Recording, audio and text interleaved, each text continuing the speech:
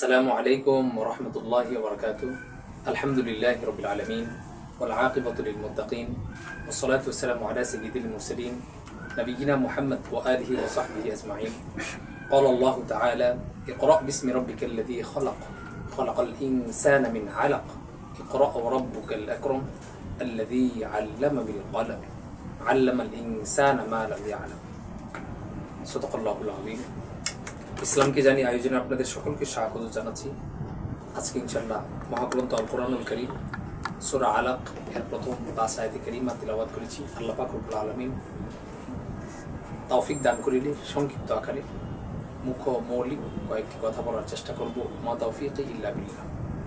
আল্লাহ পাক রব্বুল আলামিন সর্বপ্রথম কোরআন নাজিল করলেন অত্র আয়াতে কারিমা দ্বারা। আল্লাহ পাক রব্বুল আলামিন নামাজের বিধান, হজের বিধান, রমজানের রোজার বিধান, ইসলামের আরও যত মৌলিক বিষয়গুলো আছে এই প্রত্যেকটি বিষয় পরবর্তীতে নাজিল হয়েছে, কিন্তু সূচনা হয়েছে সূরা আলাকের প্রথম 5 আয়াত দিয়ে। এই ব্যাপারে মুফাসসিরগণ একমত।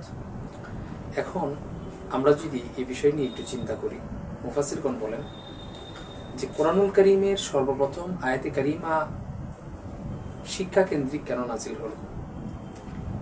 সর্বপ্রথম আল্লাহ পাক রব্বুল আলামিন যা নাজিল করলেন, তিনি বললেন ইকরা, তুমি পড়ো, তুমি জানো, তুমি স্টাডি করো। তার কারণ একজন মানুষ ততক্ষণ পর্যন্ত ইসলামের মৌলিক কাজ নামাজই কথার কথা, নামাজও কোনো মানুষ শুদ্ধভাবে পড়তে পারবে না যতক্ষণ না পর্যন্ত নামাজ সে শিখবে। কোরআনুল কারীম ততক্ষণ পর্যন্ত একজন শুদ্ধ করে তিলাওয়াত করতে পারবে না যতক্ষণ পর্যন্ত সে শিক্ষা গ্রহণ না করবে। অন্যান্য ধর্মের মধ্যে গত 100 বছর পূর্বে তাদের অবস্থান যা ছিল এখন তা থেকে অনেক পিছিয়ে গেছে, কিন্তু ইসলাম এমন একটি ধর্ম যা প্রায় 1500 বছর অতিক্রম করার পরেও আজ থেকে 1500 বছর পূর্বে একজন মুসলমান যেইভাবে নামাজ আদায় করতেন হুবহু সেইভাবেই এখনো পর্যন্ত নামাজ আদায় করেন। ওই সময় যেভাবে কোরআন তিলাওয়াত করা হতো সেমভাবে এখনও তিলাওয়াত করা হয়। প্রত্যেকটি কাজের ব্যাপারে, বিশেষ করে কোরআনের ক্ষেত্রে 2 মরটের ভিতরে যা আছে একটা হরফও পর্যন্ত পরিবর্তন হয়নি। কেন? আল্লাহ পাক রব্বুল আলামিন বললেন ইন্না নাহনু নাযালনা যিকরা ওয়া ইন্না লাহু লাহাফিজুন। আমি এই কোরআনকে নাজিল করেছি এবং আমি তার হেফাজত করার জিম্মাদারি গ্রহণ করেছি।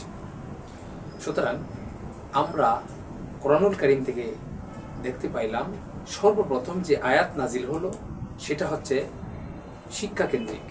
সুতরাং কোনো মানুষ যদি সভ্য হতে চায়, কোনো মানুষ যদি জীবনের মান উন্নয়ন করতে চায়, উন্নতি করতে চায়, স্কিল উন্নয়ন করতে চায়, তাহলে তার শিক্ষার কোনো বিকল্প নেই। এখন শিক্ষা হচ্ছে 2 ধরনের, একটা হচ্ছে জাগতিক শিক্ষা, আরেকটি হচ্ছে ধর্মীয় শিক্ষা। এখন একজন মানুষ যদি জাগতিক শিক্ষা গ্রহণ করে তাহলে সে জাগতিক অনেক ব্যাপারে সে জানতে পারবে, কিন্তু মূল্যবোধের জায়গা থেকে, আখলাকের জায়গা থেকে, চরিত্রের জায়গা থেকে সে উন্নতি করতে পারবে না যতক্ষণ না পর্যন্ত দ্বীনের মৌলিক মূল্যবোধ, তার শিক্ষা যতক্ষণ না পর্যন্ত না আসবে। সুতরাং আমরা আমাদের ব্যক্তি জীবনে যদি উন্নয়ন করতে চাই, কোরআনের শিক্ষার কোনো বিকল্প নেই। এই জন্য আসুন আমরা কোরআনকে স্টাডি করি, কোরআন থেকে জানি, কোরআন থেকে জানার চেষ্টা করি। যদি আমি কোরআনকে স্টাডি করি তাহলে আমার যে ফায়দাগুলো হবে, 1 নম্বর, কোরআনুল কারীম হচ্ছে এমন একটি জ্ঞানের ভাণ্ডার যে জ্ঞান কখনোই মিথ্যা হতে পারে না, কখনোই ভুল হতে পারে না। যেমন কোরআনুল কারীম আল্লাহ পাক রব্বুল আলামিন বলছেন আলিফ লাম রা কিতাবুন আনজালনাহু ইলাইক লিতুখরিজান নাসা মিনাজ যুলুমাতি ইলান নূর। অপর আবার বলছেন সূরা বাকারাতে 2 নম্বর আয়াত আলিফ লাম মিম যালিকাল কিতাব লা রাইবা ফি। এখানে বললেন এটি এমন কিতাব যাতে ভুল তো নেই, সন্দেহ পর্যন্ত করার কোনো সুযোগ নেই।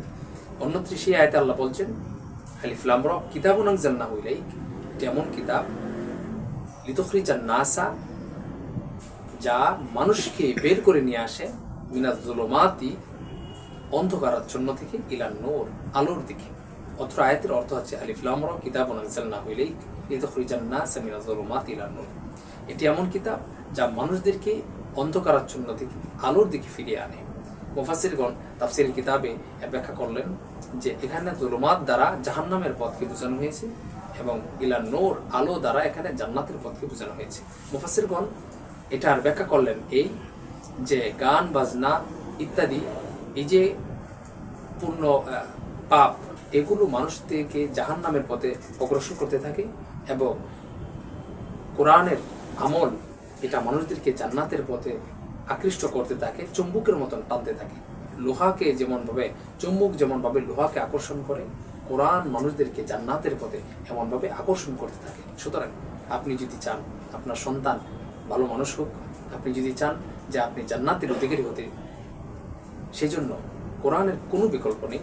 আসুন আমরা আল্লাহ পাক রব্বুল আলামিন যা শিক্ষা ফরজ করেছেন ও একেবারে আবশ্যক করেছেন, যা এমন কোরআন যা প্রত্যেকজন মানুষের জন্য শিক্ষা বাধ্যতামূলক, এই জন্য আমরা প্রত্যেকেই চেষ্টা করব কোরআনকে চর্চা করতে, কোরআন থেকে জ্ঞান গ্রহণ করতে। আল্লাহ পাক আমাদের সকলকে সেই তৌফিক দান করুন। আমিন। আসসালামু আলাইকুম ওয়া রাহমাতুল্লাহি ওয়া বারাকাতুহু।